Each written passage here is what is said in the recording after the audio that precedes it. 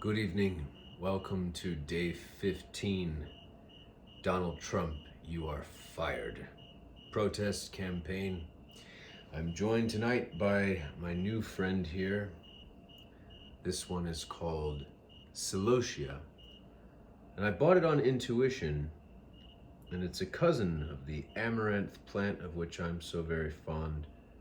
But I was captivated by its color, and it's an annual, so similarly it will not make it through the winter, but it will put down seeds, hopefully, and we'll be able to have it come back next year. Oh, there's a little bug on top of it right now. Hello, little bug. Well, you're going to be on camera today, too. There's a little bug right there. Yes. We'll keep this one brief. I just want to talk about a couple of things, but you can't see it, but I have it sitting here on one of my coffee table books, which is called The Deep, which is pictures of creatures at the bottom of the ocean. When I was a kid, I had a book, much older version of the book like this, or, it's not the same author or anything, but I was fascinated by creatures, of the deep, and this is a way, way, way better version. It's expensive. Had it for many years, but wild. There's so many things we had no idea about still on this planet. But we're 15 days in here. We're 2 weeks in. This is the start of the third week. So I'm going to start to go into the deep a little bit. So it's symbolic that we're here with this and this beautiful, beautiful plant. Tomorrow, for instance, I think I know what I'm going to talk about. I won't bring it up right now, but I'm going to talk about misunderstanding of some big scary words. I've touched on this, I think, in previous episodes, but I'm going to start trimming the content down, trying to do more reels. I did do the reel today of the fireworks. Mini miracle of the fireworks in day 8, but anyway. It's so interesting. So very interesting. I'm starting to see more and more already on social media that they're talking about that Donald Trump, I really like the name Chwampu. It's so hard for me not to use that, the Chinese name for him. They can't say his name, the same way we can because of their accents, you see, so they say Chwampu. But Mr. Trump, I'm hearing now that he soiled the proverbial bed sheet so hard in the past 48 hours that there now is rumors, glimmers, shimmers, you might say, of talk that he might be not such a good locomotive for certain people who seem to only care about power and money and things like that. Power, I should say. It's nothing compared to like power of a river. Any power a human being can wield. Or the ocean. Or love, frankly. But that maybe this is, this train wreck going over a cliff in slow motion is not such a good career move, and that maybe they will pull him soon. He will be removed soon, which is what so many of us are hoping for. I can't help but feel a shudder of horror at the idea of President J.D. Vance. But it is a little bit tough to think that it would be worse. So if that has to happen for a short while, fine.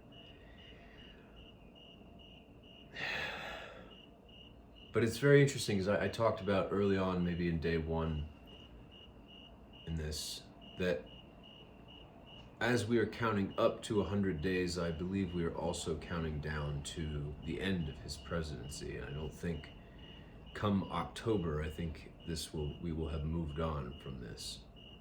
That he is as I've said, his cheese is sliding off his cracker. He's going cuckoo for Cocoa Puffs to such an extent on the world stage right now that one way or another, I don't think he's going to make it to 2027, at least not in office. I'm not saying, I hope he lives a very long life. I hope he has a very long life and that he has a view somewhere from behind bars.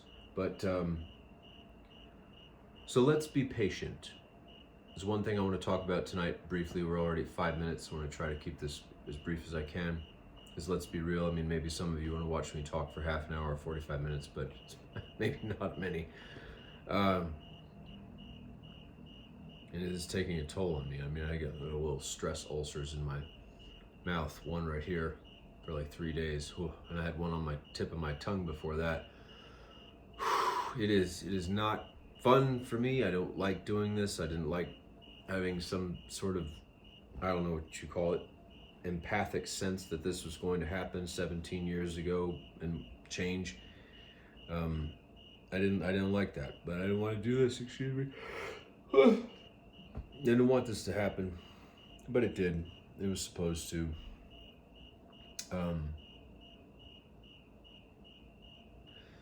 So let's be patient. Perhaps you don't realize this, but the words patience and passion actually share a common root in the Latin language. They come from the same word. And the word is a 4-letter word spelled P-A-T-I, which to the best of my understanding was pronounced pati. And it's interesting because that word means to suffer. So the root word of both passion and patience is a word that means to suffer. So that means patience literally means to endure suffering. So let's endure this suffering a little longer. And we can be passionate about it. Being passionate means you care about something so much. You're suffering with how much you care about it, how much you want it, whatever. Choose your own words. But that's very fascinating. I hope you agree. I also want to talk to you about, I mentioned just a few minutes ago, empathic something or other. It's very silly, guys. I've probably discussed this before also, but I'll touch on it again. It's very interesting to think about, and I don't want to go into some long, debate about evolution, but we observe slow change over time as a mechanism of nature, You can't really blink my eyes and watch this plant growing. It's jiggling because I'm vibrating it on my couch here, but it's a reality of nature. Everything you're looking at here is really just a mountain of subatomic particles that are all going like this. From an early age, before we can even remember, we have this programming that starts, and you are overlaying this programming over reality the way I am. I can't help it.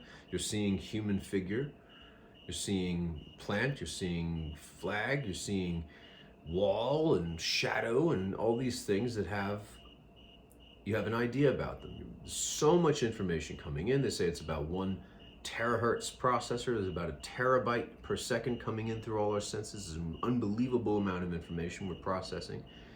And so the mind is a pattern recognition engine. It groups things. It groups things into patterns. That's what it does. It's its nature. But really what's happening is it's just particles going like this. Wah, wah, wah, wah, wah, wah, wah, wah, wah, wah. Jiggling, jiggling, dancing. So it's silly to think that we've always had or are now presently stuck at exactly 5.0 senses. If you think about it, that's a ludicrous idea. It's a ludicrous notion. It's preposterous. We didn't pay extra for another channel subscription and got from 4.0 to 5.0. No, ridiculous. There had to have been a gradual development, which means there was a time when the vastly distant ancestors, way before the 30,000 years ago you would have had to start counting Elon Musk's money. Still wouldn't be done today. I talked about yesterday on day 14.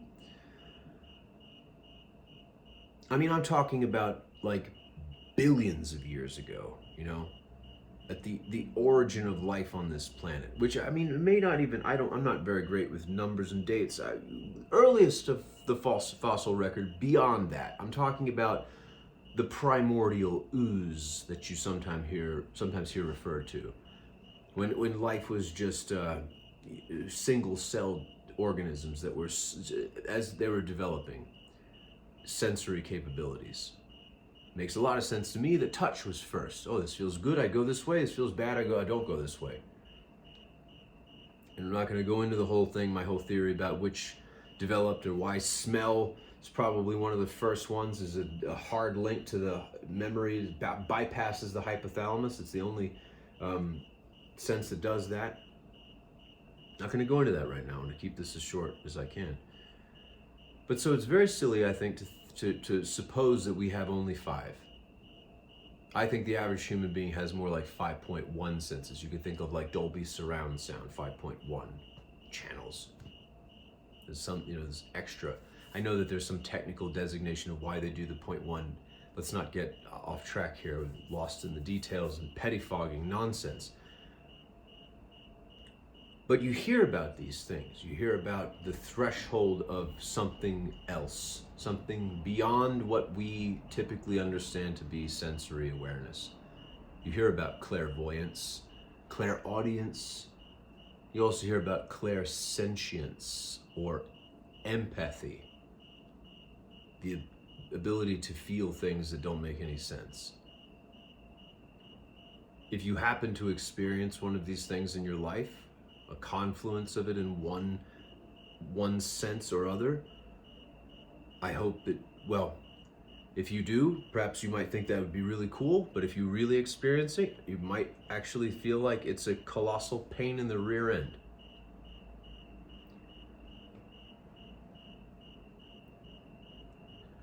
I think some of us have closer to 5.4, 5.5 senses. And there had to have been a time long, long, long ago where there were some creatures that were more sensitive to light or sound, and they would have been able to tell, been more sensitive than their family of friends, so to speak. Didn't have organized societies in the times I'm talking about, long, long time ago, hundreds of millions, if not billions of years ago. But these creatures were more sensitive, and that sensitivity would increase their ability or their likelihood of surviving attack or approach of a predator. They would scurry away. So those traits were, we say, selected for further development or survival. The classical terminology for this from Charles Darwin is natural selection. Now, let's not get off track about some big cosmic debate between evolution and creation. There's no debate there. Evolution is a principle of creation. I'm not going to go into it right now, but there's no debate. Seeing things in terms of division is only something human beings do. They're compatible ideas. They're not mutually exclusive.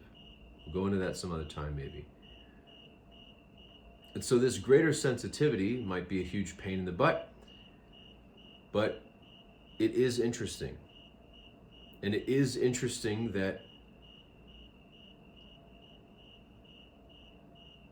I've had a long time to think about this, and I mentioned it, I wrote something in response to a post from another person I've started following that it's been a colossal pain in the butt, 17 years, and then some, actually, to have some kind of, ability to sense, feel something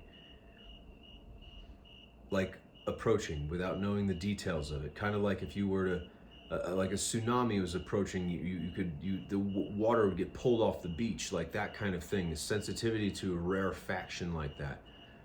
It's very, very unusual and very hard to talk about. It sounds crazy even to me saying anything about it.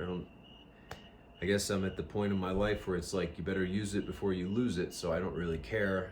Probably at least a few of you think that I'm nuts. That's fine. Bob Ross was a wonderful human being. He said, you don't have to be crazy to do this, but it helps. But like in a way where we know if we think we can make a living doing art, we're a little bit touched in the head.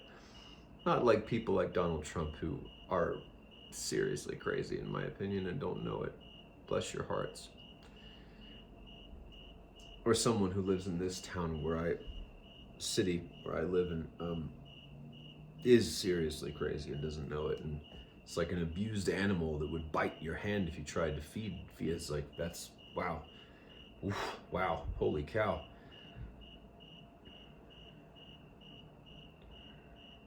But it is really interesting to me that already, and I had said this day one, we're not only counting up to 100 days, we're counting down to the end of Donald Trump's presidency. So it's wild to see this already starting to take shape. Last thing I want to talk about tonight is, pardon me, I took a little note here because I wanted to, there's one other thing. I think we're here for moral rock bottom, you guys. I couldn't believe it. I got upset tonight because I was taking a look at one of my credit card statements, just walking home earlier. I was at a show and with some friends, and just wanted to take a look because I had 10 minutes, it was a new one, and 10 minutes passed. They didn't tell me there was some cutoff time, East Coast time hard, and it was 10 minutes later and I was paying, and I was like, you gotta be kidding me. And I called them and they said, all right, yeah, we're sorry, we didn't disclose that, we won't charge you a fee. So I was curious, did they charge me a fee? Didn't look like they did, but you know, you're on Instagram and you see like this thing like, astrology this or something like this, and we'll do this for you. You pay us $1 or you pay us $3. Well, I don't do stuff like that often, but there's a situation in my personal life and something came up and I was like, that would be interesting to see maybe how that plugs in. So $3, okay. And I made very, very sure. I mean, my line of work, I subsist on a line of work where I wrangle dozens of businesses. I work hand in glove with someone else. We wrangle a bunch of different businesses, and we have a ton of people we're always emailing and dealing with on the phone, and people visiting. And so I'm very, very meticulous and very careful. And I made sure I canceled this. Well, I found out that this company, apparently their business model is take, and hope they don't notice. They sniped me a week after that $3 charge, 10 times as much. $29.99. It was $2.99, so $29.99. And then today, pending, $29.99. I went, what? And I immediately emailed their support, and they wrote back like almost instantaneously, even though it's after nightfall on Saturday. Okay, sure, fine, we refunded it. And it's like, I said, how dare you in a time like this? How dare you do this to someone? This is ridiculous. Snipe people behind their back. I was moving. Last month I was settling in. I moved in May, but how could you do this? And obviously other people are catching them because they're like, sure.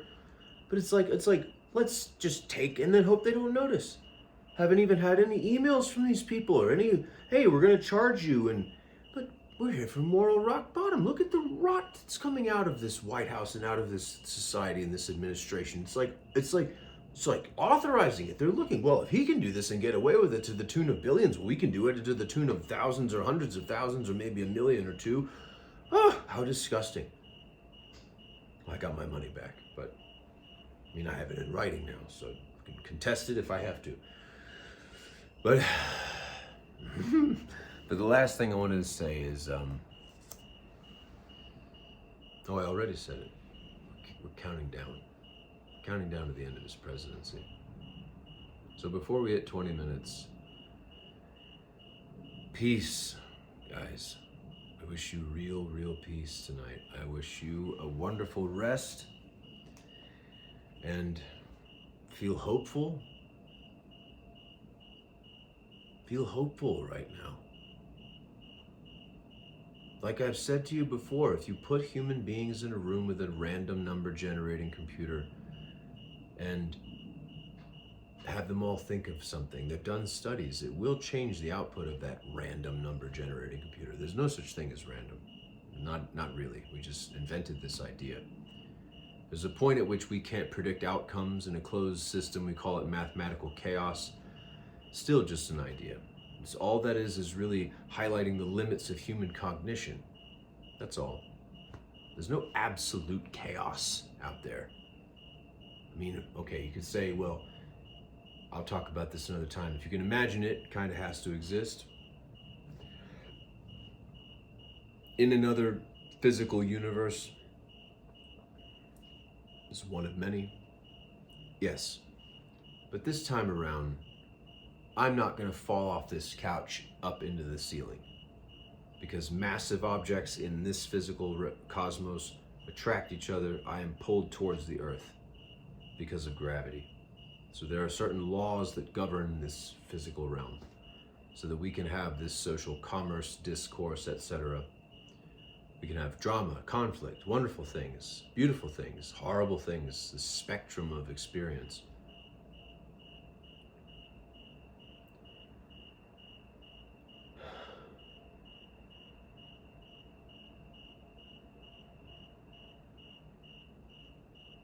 We should not be afraid right now. Change begins with believing it's possible. Maybe you know someone that maybe you, like me, I have people I love and care about very much, but they're misguided. I've said, would like to live to see the end of war on this planet. Organized, violent conflict, gone. Onto the ash heap, into the history books. And this person, from a previous generation, said, oh, well, you're never going to see the end of war on this planet. And I was like, well, surely that's true as long as people living here believe that's true. Change begins with believing it's possible. Change begins with you. Believing it's possible that these things, just like I snapped my fingers on day one, can just wash away. And even at the last possible moment, oh, it seems like all is lost. That horrible thing was coming for Rocket Raccoon and dust. I do still have Avengers Endgame literally on the TV right behind the camera here, because I can't watch all of that film all at once. I'm too busy right now, and I'm resting and trying to get back in my meditation practice and working out. And went for a run today and did a little yoga and workout and get some sun, did some gardening. So let's believe. Let's trust here. Trust is here, not here. Trust here. It's going to be okay. Saw a performer tonight after the show had a little technical hiccup. I said, oh, it went okay even though I messed up. And I looked right at this young woman and I said, no, you didn't. It went exactly as it was supposed to go. She said, oh, okay, yeah. And then she turned and left. I was like,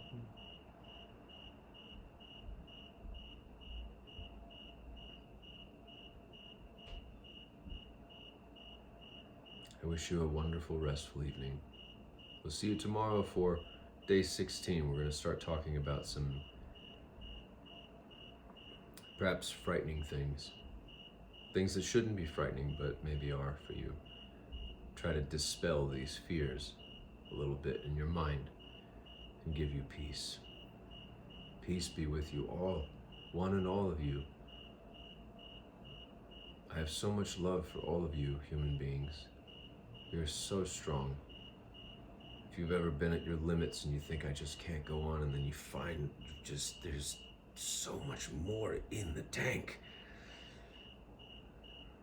We steel ourselves now. Let's be patient. Let's endure this suffering a little longer. I think it's very likely within the next 85 days, Donald Trump's presidency will be at an end. All right, with that, I wish you good night and good rest. Lots of love, and we'll see you soon. Bye now.